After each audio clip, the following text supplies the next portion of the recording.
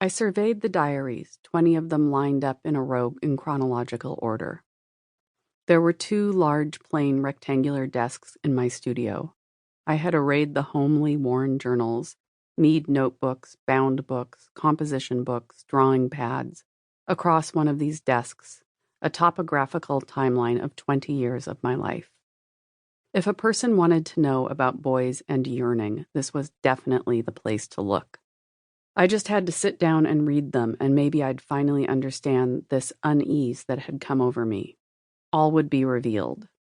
Left to right in chronological order. On the far left, my Peanuts 1975 diary. I got it for Christmas when I was 8. I was so proud to have my own diary. I vowed I would write down everything that happened to me. I would write my feelings. I mean, if I happened to have any. Follow the domino path of shabby, well-thumbed volumes, and 20 diaries later, you come to the right-hand side of the desk. A black and red bound Chinese book whose last entry was, no shit, the night before my wedding. A girlhood ended.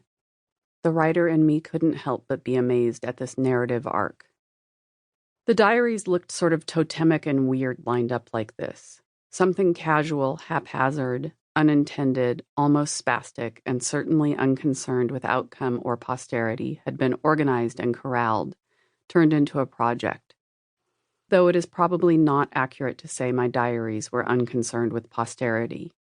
I always believed, from age 8 when I began my first diary, that I would have readers. The diary's irresistible lure had to do with a larger problem, the world terror that sometimes sent me to bed in the middle of the day, that howled at the door, no matter how cozy I was in the house with my funny children and my husband who was always willing to chat with me no matter the hour.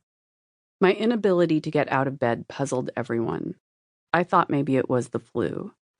My doctor didn't know what was wrong with me. I remained convinced. The flu.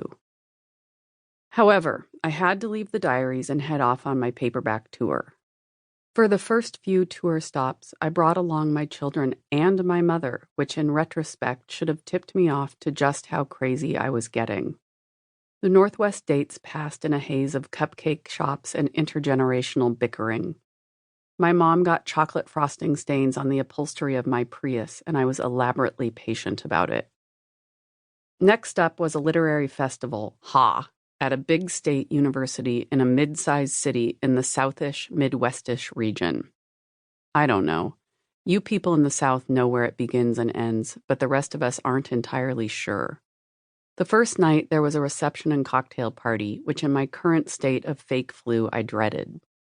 I checked into my hotel and called Victoria. I could picture her sitting in the tatty armchair in the corner of her painting studio. Over the chair's arm would be the chocolate-brown chenille throw she bought years ago at Crate and Barrel. She'd run into my mom there, and the two of them picked it out together. Her booted feet would be resting one over the other on her footstool in that jaunty way of hers. I felt better just conjuring her image. I can't go out there, I said.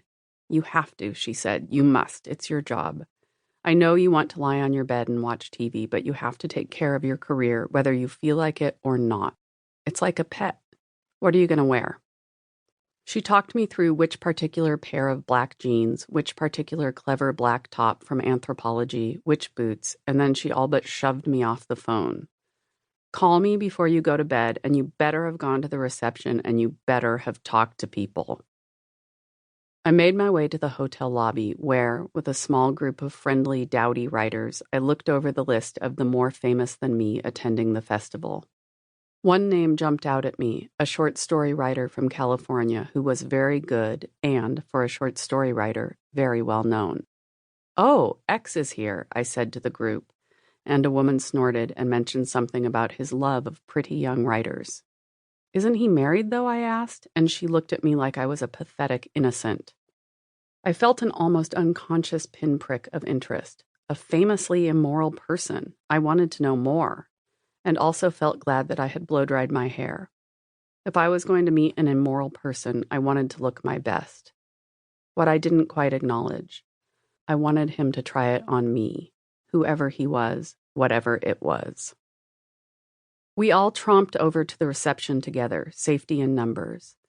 The alleged party was held in a long, light-filled room on the second floor of the university's architecturally ambitious humanities building.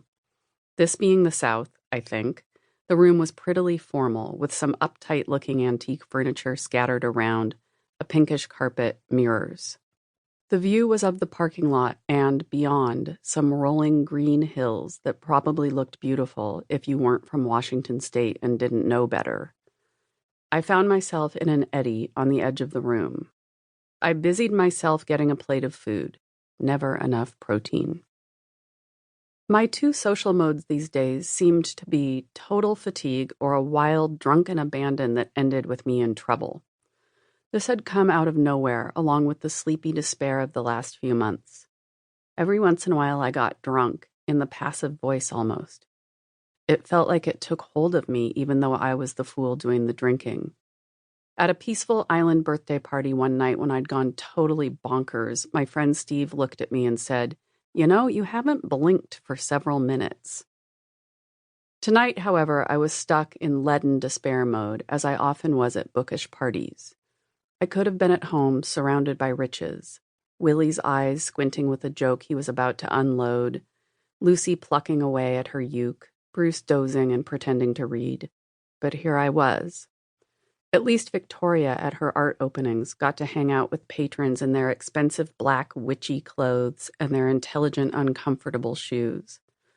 Writers, on the other hand, get pilled sweaters and tote bags because art is for rich people, but books are for everyone. The grad students stood around in little clusters, observing the writers, cackling, guzzling free wine. They were better looking than us, but we had careers. I could see how for a man this might look like a free trade agreement. I felt like one of the students, but tried to ignore the feeling.